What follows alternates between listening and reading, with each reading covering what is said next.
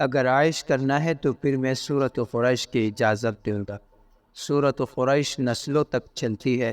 میری بات یاد رکھو، جو بندہ کھانے کے بعد کھانے کی دعا پڑھ لے، الحمدللہ بھی کھانے کی دعا ہے، اور بھی دعائیں ہیں، اور ایک بار سورۃ قریش پڑھے گا، اللہ پاک جل شانہ کھانے کو زہر نہیں بنائے گا، اسے صحت بنائے گا۔ کھانے کو بیماری نہیں بنائے گا بلکہ صحت بنائے گا۔ Cholesterol, uric acid, sugar, blood pressure, فلاں کہیں بیماریاں، یہ سب ختم ہو جائے گی۔ اللہ اس کو صحت دے گا۔